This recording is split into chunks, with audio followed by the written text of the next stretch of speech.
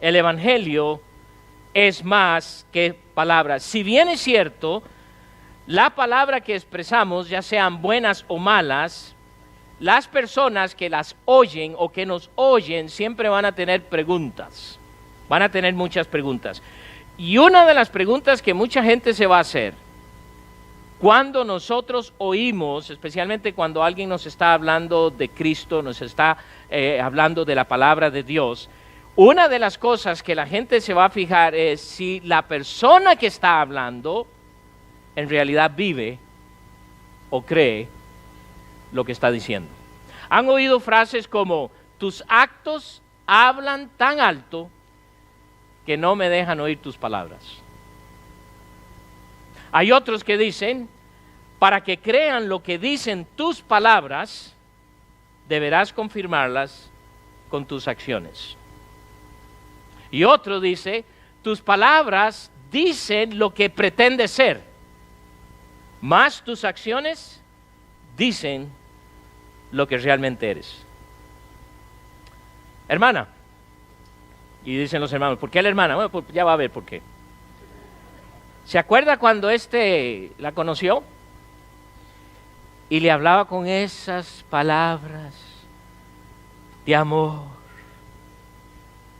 Y que como que usted se deshacía, ¿verdad? Cuando él le decía esas palabras. Le quería bajar el cielo, las estrellas, la luna. 10 años más tarde dice usted, ¿qué pasó? Todavía estoy esperando que la baje. Padres, ¿cuántas veces has dicho a tus hijos cosas que después no cumples? Sí, decir palabras es muy fácil. El asunto es si creo lo que digo, si vivo lo que digo. Y el testimonio que el apóstol San Pablo había dado a esta iglesia en Tesalónica era impresionante porque ellos se dieron cuenta de que Pablo no hablaba por hablar. Es muy triste que muchos cristianos hablan y no viven lo que hablan.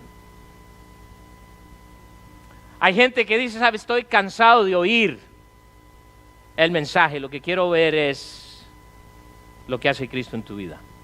Entonces debe ir juntos. Si bien es cierto, el Evangelio tiene que ser comunicado por palabras, tiene que ser, por así decirlo, respaldado con tu conducta.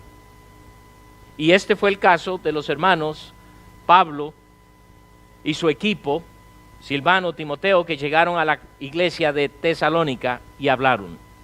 Si bien es cierto, el Evangelio debe ser transmitido con palabras, obviamente. Sin embargo, deben ser palabras llenas de poder.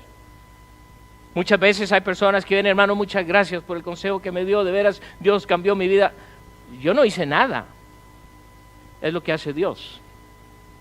Es lo que hace Dios. Y eso es lo que queremos, ser portadores de un mensaje que, si bien es cierto, es poderoso, también debemos estar convencidos de vivir lo que hablamos o predicamos. Y esto fue exactamente lo que pasó con los hermanos de Tesalónica.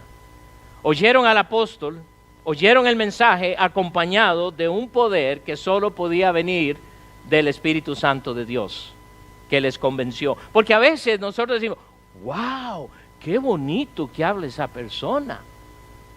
Wow, qué mensaje. Pero pasa una semana y no pasó nada en tu vida. Entonces, ¿qué fue eso? Algo lindo que oíste, pero no ocasionó nada. Mi oración es que el Espíritu Santo de Dios nos lleve a estos cambios. Y vamos a ver dos cosas, porque primero lo que hace Pablo es recordar a estos hermanos que ellos son de Dios. Versículo 4. Porque conocemos, hermanos amados de Dios, vuestra elección. Pablo les recuerda que estos hermanos son de Dios, somos su iglesia. Les dice que él está agradecido por lo que Dios ha hecho en ellos, porque han sido elegidos. Y dice, y esto lo hace en base a lo que vimos la semana pasada, porque él dice, lo vimos por la obra de vuestra fe, lo vimos por el trabajo de vuestro amor, y lo vimos porque era vuestra constancia en la esperanza de nuestro Señor Jesucristo. 3 cosas específicas que el apóstol San Pablo dice a estos hermanos de Tesalónica que era visible en ellos. Recuerden, Pablo está llegando y va a comunicar un evangelio que aparentemente estos hermanos ya habían oído y ya estaban actuando con algo que estaba pasando en sus vidas, porque estaban súper involucrados en la obra de Dios. Por eso dice la obra de vuestra fe. ¿Sabe usted que hay hermanos que tienen 10, 15, 20 años de ser, que dicen que ser creyentes y nunca están involucrados haciendo la obra de Dios? ¿Qué es eso? ¿Espectadores? No, Dios no nos llamó a eso. Somos parte de la iglesia y hay una misión para cada uno de nosotros, hay un trabajo para cada uno de nosotros, todos debiéramos estar involucrados.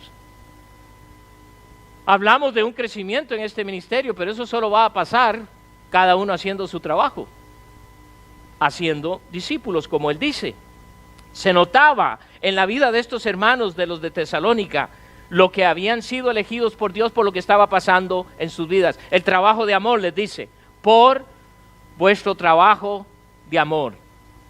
Y hablamos de esto, de que lo más difícil en la vida cristiana es poder decir que nos amamos unos a otros. Quiero que piense por un momento, el hermano Jeff que predicó esta mañana nos preguntaba, ¿usted nunca ha tenido seguro problemas con nadie? Y claro, él pidió que nadie levantara la mano porque todos tenemos problemas, ¿verdad? Inclusive algunos de ustedes volvieron a ver hacia otros, no sé por qué, pero bueno. Entonces, pero la pregunta que yo les quiero hacer esta mañana, ¿cuánto amas a tu vecino, el que está sentado a tu lado? Ahora tú dices, es mi esposo, es mi esposa. Bueno, entonces ve hacia atrás, no lo conozco.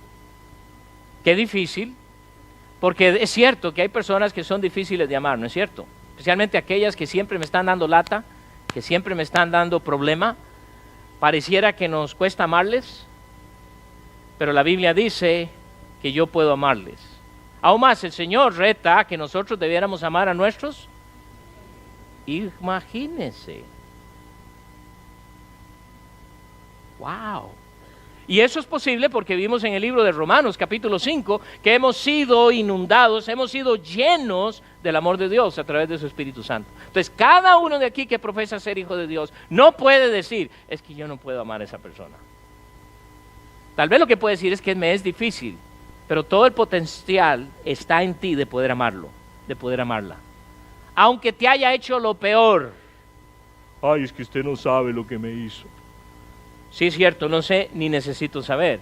La Biblia dice, Dios dice, y Dios te equipó para no solo perdonar, pero para poder amar a esa persona. Y una cosa que vio el apóstol en estos hermanos era su constancia y vuestra constancia en la esperanza en nuestro Señor Jesucristo. Y les hablaba la semana pasada que uno de los grandes problemas en los creyentes es la inconstancia. ¿Cuántos creyentes conocen ustedes desde hace años y pueden quizás decir, bueno, este solía venir, ahora ya no está, o este ya no está? ¿O cuántos de ustedes muchas veces, para usar una frase más cómoda, se toman vacaciones de Dios? Porque algo les pasó, algo no les gustó, y dicen, no regreso. Y todo eso está mal de su parte. Y lo que a Pablo le impresiona es que estos hermanos de Tesalónica eran constantes. Y quiero que entiendan algo, porque lo van a ver más adelante. Esta iglesia estaba siendo perseguida. Esta iglesia había recibido el mensaje de Dios en plena persecución, cosa que nosotros en este país no tenemos. Sí, en mi país, en mi trabajo no me quieren porque soy hispano. ¿Y eso es persecución? Pobrecito. ¿No será porque no habla bien el inglés? Apréndalo y comuníquese. Pero no queremos usar a veces esas cosas. Y si bien es cierto, hay personas que no le gusta un negro, no le gusta un blanco, no le gusta un japonés. Eso existe en todas partes del mundo. Pero a veces queremos usarlo como una excusa. Y estos hermanos de Tesalónica, constantes. No importaba lo que pudiera venir, constantes siempre. Por eso Pablo dice, conocemos, hermanos amados de vosotros, de Dios, vuestra elección. Por eso podemos decir que son hijos de Dios. Por eso podemos decir que ustedes han sido escogidos. ¿Saben? Cada uno de ustedes hemos sido escogidos por Dios. ¡Qué bendición! ¿Puede pensar eso? Dios, creador de los cielos y de la tierra, del universo. Yo sé que usted quiere ser escogido para jugar en la selección nacional de su país, pero, óigame, prefiero ser escogido por mi Dios. Él te escogió. ¡Qué bendición! No importa que hice algo para merecer eso, absolutamente nada. ¿Saben por qué? Me ama. A pesar de lo que soy y cómo soy, me ama. A pesar de dónde vengo, mis costumbres, mi cultura, Dios me ama. Dios quiere hacer una tremenda obra en cada uno de nosotros. Y eso es lo que quiere hacer. Entonces Pablo ahora va a hablar del poder que es el Evangelio. Porque miren lo que dice, el Evangelio es poderoso. Porque él dice que es mucho más que palabras. ¿Cuántos de ustedes han aprendido lo que llamamos un método de evangelismo? Algunos de ustedes que tienen muchos años en el cristianismo, tal vez aprendió las 4 leyes espirituales. Tal vez aprendió el camino a Roma. Tal vez aprendió este tratado y aquel tratado. Cuando jovencito, uno de mis primeros ministerios fue con niños. Y con los niños teníamos un famoso libro sin palabras. ¿Y qué era el libro sin palabras? No tenía palabras. Entonces, ¿cómo hacía uno? Los colores. Cada color hablaba del Evangelio. Por eso se llamaba el libro sin palabras, sí. No sabíamos ese método y salíamos a evangelizar con este método. Pero ¿sabe qué es el problema? A veces confiamos en el método, en vez de confiar en el Dios que envió a su Hijo y comunicar ese Evangelio. El Evangelio de Cristo Jesús no había llegado solo con palabras. Mire lo que dice Pablo en el versículo 5. Pues nuestro Evangelio no llegó a vosotros en palabras solamente. Quiero que piense por un momento en esto. Pablo está reconociendo que no era, ni fue, ni será solo palabras. Puedes hablar muy bien, puedes ser una persona muy elocuente y hasta algunas personas hasta te van a pedir orar porque cuando oras suena tan elocuente. ¿Ha notado eso? Que a veces pedimos a personas que oran, ay, es que ora muy lindo. Se siente uno como que va al cielo. ¿Sabe qué me encanta a mí? Oír las oraciones de los niños. Son tan sinceras, tan reales, pero nosotros, ¿verdad? Señor, tú que diste a tu Hijo Jesucristo en el Calvario, tú que me redimiste en ese día, que me pusiste en la mano de tu... Y de pronto creemos que eso es una tremenda oración. Ahora, por favor, no estoy tratando de decir que son malas oraciones, no. Pero somos muy dados a convencernos por palabra. Pablo le dice a los hermanos de Tesalónica que el Evangelio no eran solo palabras elocuentes que ellos hubiesen expresado. No fueron palabras que convencieron a los hermanos que oyeron el Evangelio. Si bien es cierto, hay palabras que a veces traen consuelo.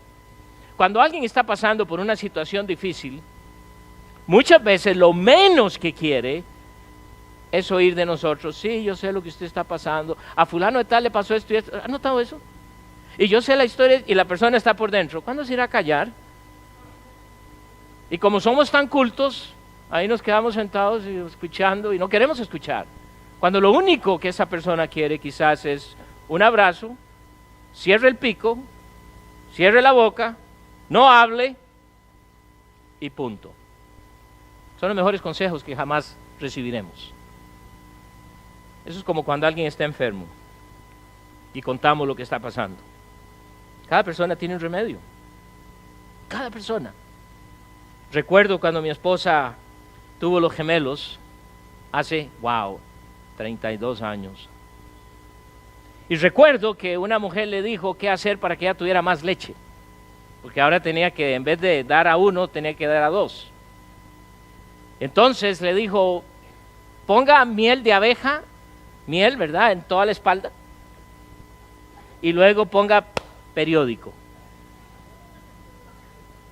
Oiga, sinceramente, de veras, esa fue una de las recetas que le dieron a mi esposa. Yo no sé si era para que los niños aprendieran a leer temprano, ¿verdad?, que las letras iban a pasar por ahí, ok. Pero no es cierto que estamos listos para muchas veces. El apóstol quiere decirnos y quiere enfatizar que el evangelio es más que palabras. Si bien es cierto, tenemos que comunicar el evangelio por palabras, es mucho más que esto. No es un sistema, no es un plan. ¿Qué quiere entonces decir él? Porque mire lo que dice, pues nuestro evangelio. ¿Qué quiere decir el apóstol cuando él dice nuestro evangelio? Él está hablando en realidad del evangelio que es único, y cuando él dice nuestro, obviamente está incluyendo a Silvano y Timoteo que habían ido con él. Entonces él no está diciendo que es algo solo de ellos, porque él mismo escribe, y vayan un momentito a Primera de Corintios, porque creo que vale la pena que recordemos lo que es el evangelio. Primera de Corintios 15. Y esta iglesia en Corinto es una iglesia con problemas, y en este capítulo Pablo tiene que hablar muy fuertemente en cuanto al asunto del evangelio y la resurrección, porque los hermanos de Corinto estaban dudando, estaban siendo influenciados por falsos maestros. No va a haber resurrección. No hay tal evangelio. Entonces Pablo escribe básicamente esto, refutando todas esas malas ideas. Pero mire cómo empieza en el capítulo. Además, 1 Corintios 15, versículo 1. Además os declaro, hermanos, el evangelio que os he predicado, el cual también recibisteis, en el cual también perseveráis, por el cual asimismo, si retenéis la palabra que os he predicado, sois salvos, si no creísteis en vano. Porque primeramente os he enseñado lo que asimismo recibí. Pablo está diciendo, esto no es mío. Este evangelio que les estoy diciendo que es nuestro, no es mío. Yo lo recibí. Y eso es lo que estoy comunicando. Que Cristo murió por nuestros pecados. Entonces empieza a hablar claramente lo que es el evangelio. Hoy día muchas iglesias están comprometiendo lo que es el evangelio porque queremos hablar bonito para que nadie se ofenda. Y si bien es cierto, no estamos para ofender a la gente, porque ese no es el plan. La verdad de Dios muchas veces ofende. Pero deje que sea Dios y no usted que lo haga. Que Cristo murió por, y note lo que dice, por nuestros pecados. ¿Qué está diciendo el apóstol? Él reconoce que es pecador. Porque en Romanos 3:23 dice, por cuanto todos pecaron. Entonces usted no se puede sentar aquí esta mañana y decir, oh, yo nunca he pecado, porque ya pecó, porque acaba de mentir. Que Cristo, dice, murió por nuestros pecados.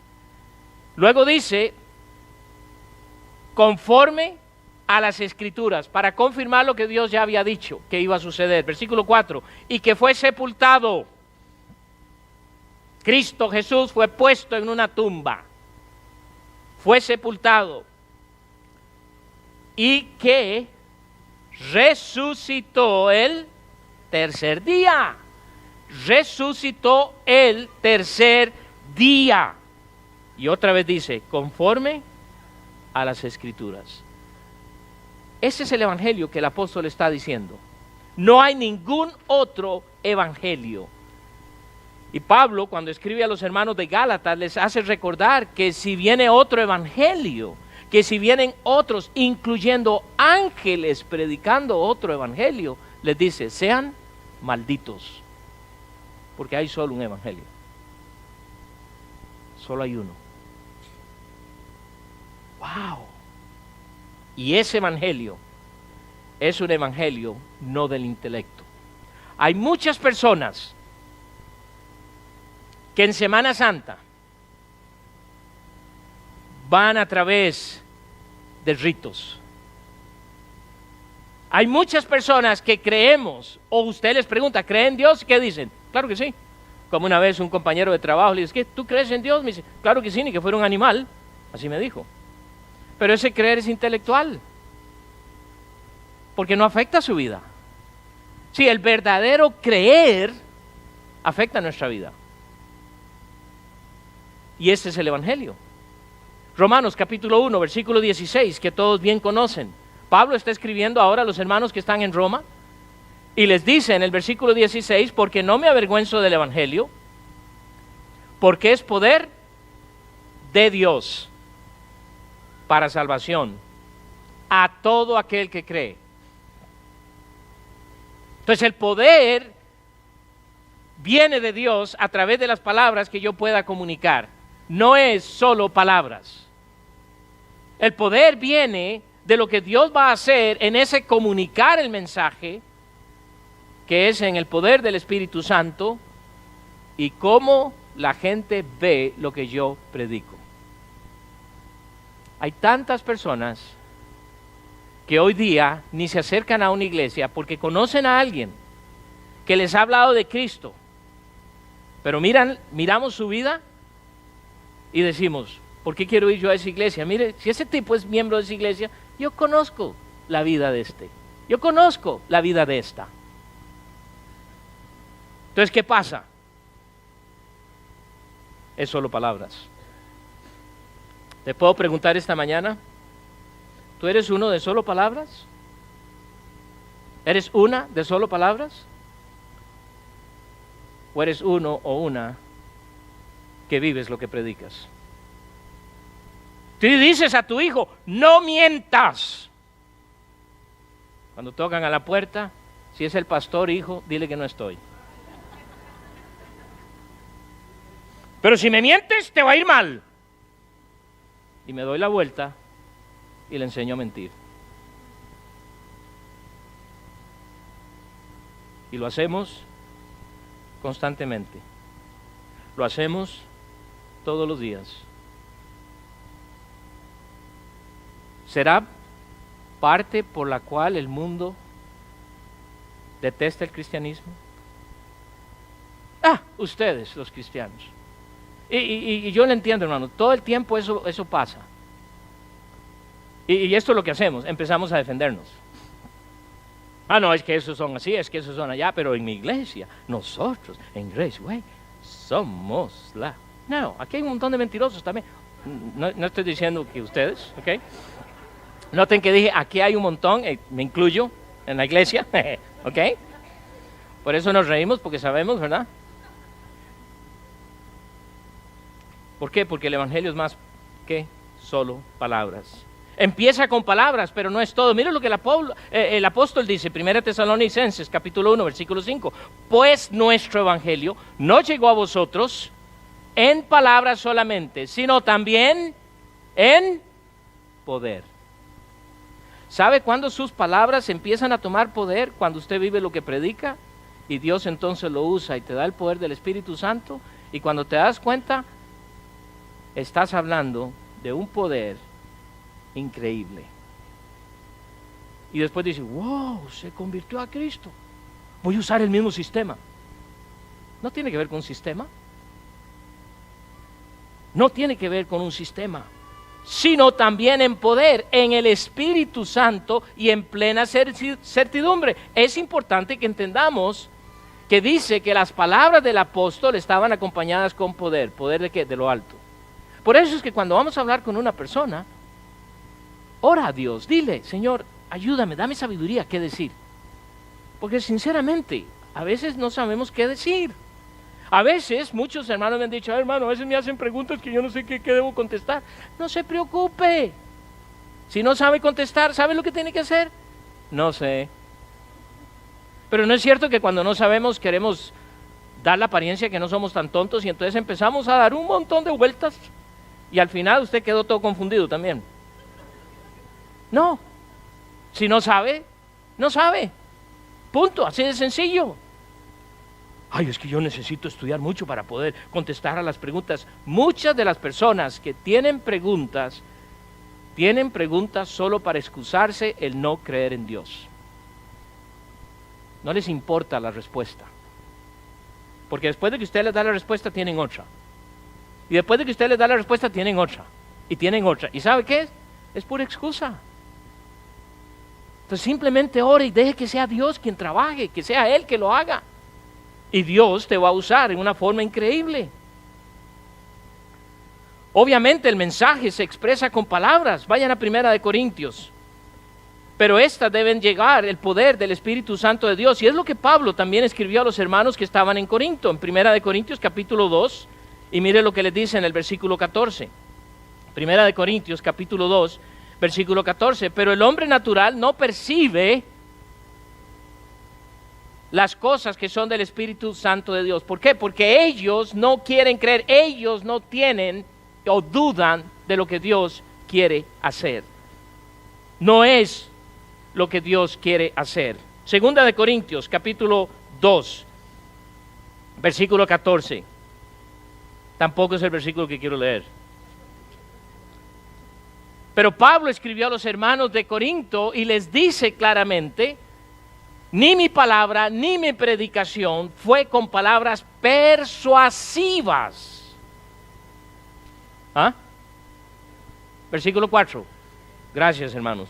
Corríjanme, ustedes tienen toda la autoridad de hacerlo. Porque ya ni puedo leer, qué barbaridad, ¿no? Mire lo que dice en 1 Corintios 2, 4.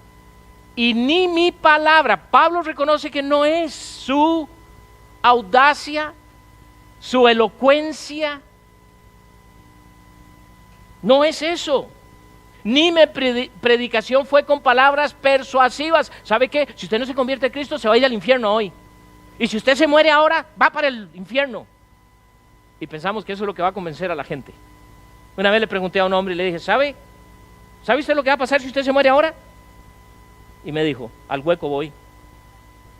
Y me dejó mudo porque ya no tenía yo la respuesta. Porque tenía razón. Pero hermanos, tenemos que ser conscientes de que muchos de los sistemas que a veces no hemos aprendido a través de los años es solo eso, para persuadir a la gente. Eso le toca a Dios. Es el que va a hacerlo.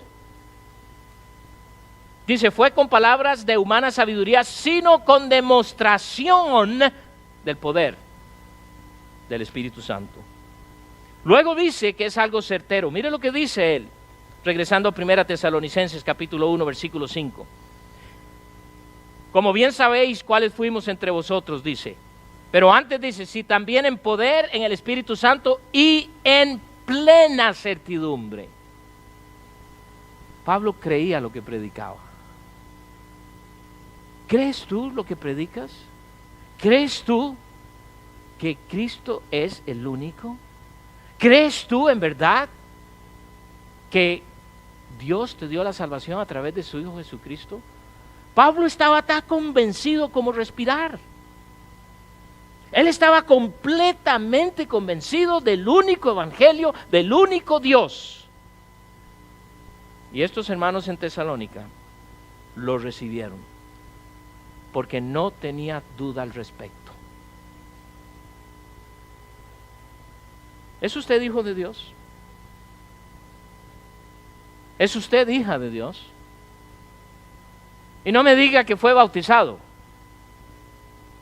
porque eso no te hace hijo de Dios. Eso es obediencia.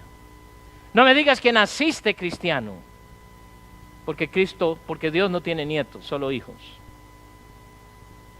No me digas que, bueno, por eso vengo a la iglesia, porque hasta el mero diablo viene a la iglesia.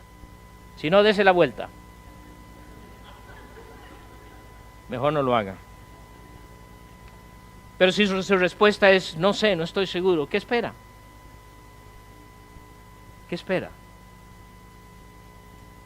Pero si su respuesta es sí, la pregunta que le voy a hacer es: ¿estás caminando en el poder del Espíritu Santo o todo es en el intelecto? Bueno, es que yo me voy a aprender esta forma para recitarla y que esa persona se convierta a Cristo. No. Cada vez que he testificado a una persona, es diferente. Es diferente. A veces empiezo con algo en la mente que yo ya tengo, según yo. Y es tan interesante para mí porque en el camino, como que Dios lo destruye y me hace recordar: Marco, no es tu manera de hacerlo, soy yo. Entonces cierra la boca y déjame usarte. Porque Él nos quiere usar, hermanos. Ay, es que yo he hablado tanto a mi familia. ¿Y se da usted cuenta que cuando usted entra a la casa de su familia como que no lo quieren ver? ¿No será esos momentos en los cuales usted tiene que cerrar la boquita, amar a su familia y esperar que Dios sea quien los convenza? Ahora, si usted dice vivir, y ya su familia lo conoce bien, con razón no van a llegar a Cristo, porque usted les dice una cosa y ellos oyen lo que ven en su vida. ¿Qué vamos a hacer esta semana? Sí, yo sé que alguno de ustedes va a hacer ver el mundial. Sígalo viendo. Pero eso se acaba. Y las almas de mucha gente que usted conoce siguen sin Cristo. ¿Qué vas a hacer? Padre Celestial, te damos gracias por tu palabra. Gracias, oh Dios, porque conoces, hay tanta gente que profesa ser hijos tuyos. Dios, quizás muy fácilmente para nosotros es ver a otros, pero ayúdanos a vernos a nosotros mismos. ¿Vivo lo que predico? Dios es el único que tú me puedes convencer de mi necesidad. Hay personas aquí que yo no sé si te conocen, solo tú puedes hacer su obra. Aún en actitud de oración, no sé si hay una persona aquí que dice yo no conozco a Cristo. Y si es su caso, levante su mano, alguien se va a acercar, va a abrir la palabra. No le vamos a convencer, solamente le vamos a mostrar la palabra de Dios, lo que dice, de su interés, el interés del Señor, de darle nueva vida a través de la sangre preciosa de Cristo Jesús. Alguien aquí dice, yo no conozco a Cristo, quiero ver, quiero oír. ¿Alguien? Hermano, hermana, ¿puedes decir que caminas en el poder del Espíritu Santo o tienes que decir es en el poder mío? Padre, tú conoces cada persona esta mañana. Nuestro deseo, Dios, es caminar en el poder de tu Espíritu Santo. Esta semana nos encontraremos con personas a las cuales hemos hablado, a los cuales no les hemos dicho nada, a los cuales quizás tenemos que llegar y pedirles más bien perdón porque lo que les he dicho no lo he vivido. Dios, convéncenos. Queremos ser hombres y mujeres que hablemos en el poder de tu Espíritu Santo. Hay tanta gente que está muriendo sin esperanza. Y somos una iglesia que cree firmemente en la gran comisión. Por favor, oh Dios, guíanos y ayúdanos a hacer tu obra. En Cristo Jesús oramos y te damos gracias. Amén.